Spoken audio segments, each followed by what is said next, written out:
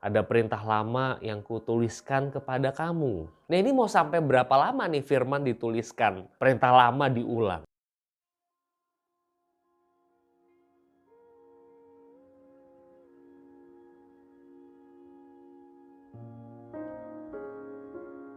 Shalom Bapak Ibu Saudara, selamat pagi, selamat hari Minggu. Bapak Ibu, pada saat ini saya mau mengambil firman Tuhan dari 1 Yohanes 2 ayat 7 dan 8. 1 Yohanes 2 ayat 7 dan 8. Saudara-saudara yang kekasih, bukan perintah baru yang kutuliskan kepada kamu, melainkan perintah lama yang telah ada padamu dari mulanya. Perintah lama itu ialah firman yang telah kamu dengar, namun perintah baru juga yang kutuliskan kepada kamu telah ternyata benar di dalam Dia dan di dalam kamu. Sebab kegelapan sedang lenyap dan terang yang benar telah bercahaya. Bapak Ibu Saudara, membaca bagian-bagian firman Tuhan seperti ini saya suka merasa terganggu. Ada perintah lama yang kutuliskan kepada kamu. Ngapain nulis kalau kayak gitu? Perintah lama kan, itu berarti perintah yang sudah ada. Tapi mungkin pertanyaannya bagi Yohanes, apakah itu sudah dibaca? Atau apakah itu sudah dilakukan? Apakah dengan menuliskan ulang itu menjadi dilakukan? Apa makna yang dimaksud di dalam 1 Yohanes 2 ayat 7 dan 8 ini? Saudara-saudara, di saat yang sama saya sedang membaca kitab Yehezkiel. Di Yehezkiel pasal 1, 2, 3, 4, 5, kalau saya nggak salah, pokoknya pasal-pasal awal. Yehezkiel itu diutus oleh Tuhan untuk menyampaikan firman kepada umat pilihan. Bahkan ada ayat terkenal yang dikutip berulang kali, kalau sampai mereka itu bobrok tapi kamu tidak berfirman, mereka akan mati, tapi kesalahannya dituntut dari kamu. Jadi Yehezkiel sebagai seorang nabi Tuhan itu dituntut untuk menyampaikan firman Tuhan. Salah loh kamu kalau kamu gak menyampaikan kesalahan bangsa Israel itu. Saudara, bangsa Israel itu bangsa yang digambarkan sangat bebal. Dan sangat mengerikan membayangkan bangsa Israel itu mempersembahkan anak.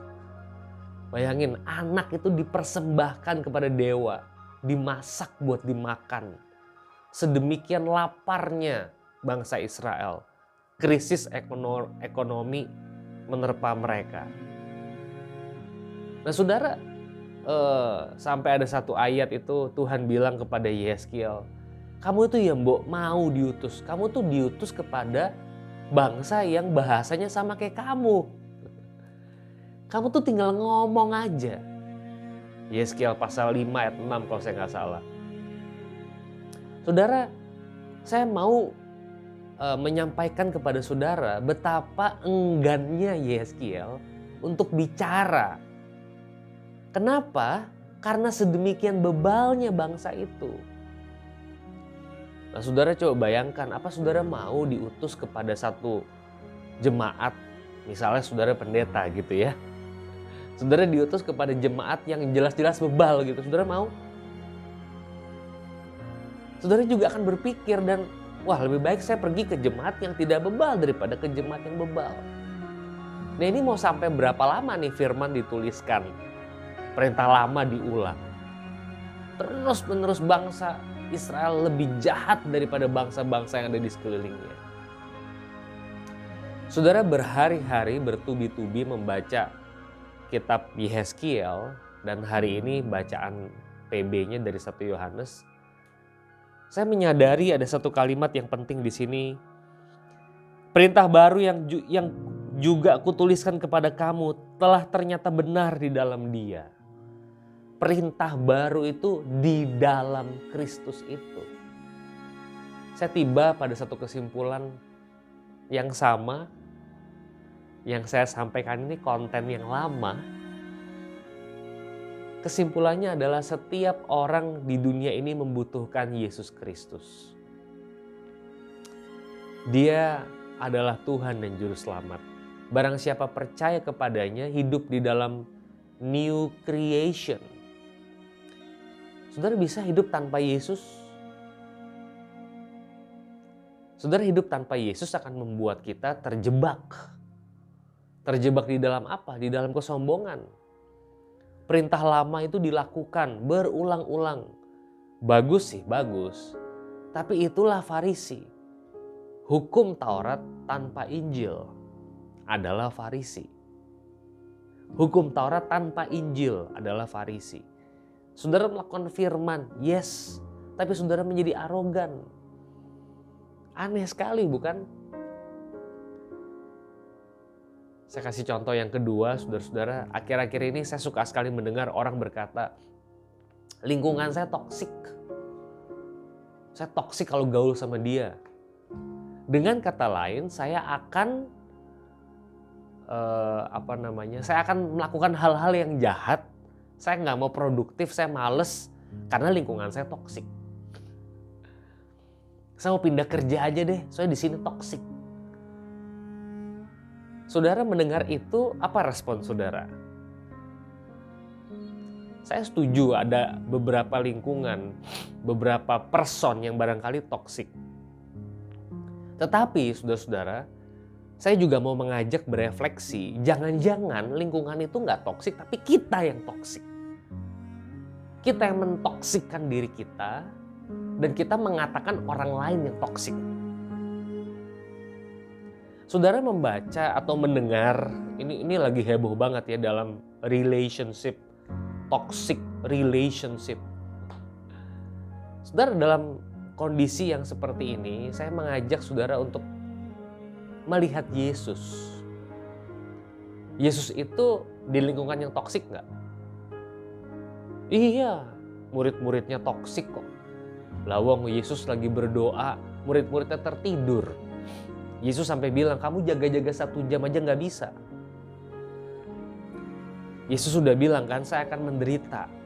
Tapi murid-murid nggak suka itu. Kita akan menjadi duduk di sebelah kiri dan kanan. Petrus menarik Yesus, kiranya hal itu dijauhkan daripadamu. Saudara, lingkungan Yesus itu toksik. Fix, itu toksik. Tapi Yesus tidak terbawa dengan mereka. Contoh di Alkitab juga ada Yusuf. Yusuf juga lingkungannya toksik. Kakak-kakaknya toksik. Tante Poti toksik. Juru minuman toksik. Tapi Yusuf tetap fokus sama Allah. Proaktif dia. Bayangin dia dihianati oleh kakak-kakaknya, dijual jadi budak. Kalau saya jadi Yusuf mungkin saya kerja asal-asalan gitu ya, ngambek.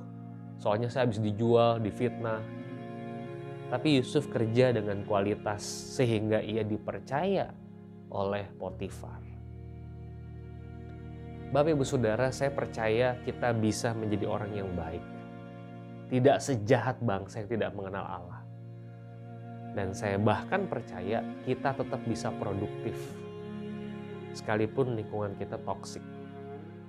Saudara harus kembali kepada Yesus Kristus sebagai Tuhan dan Juru Selamat. Percaya kepada Dia. Mari kita ajarkan ini kepada anak-anak kita. Tidak ada yang lebih penting daripada iman kepada Yesus. Seluruh perintah yang lama ataupun yang baru, PB dan PL, semuanya mengacu kepada Kristus. Di dalam Dialah ada damai sejahtera. Di dalam Dia ada sumber kehidupan. Even lingkungan kita toksik.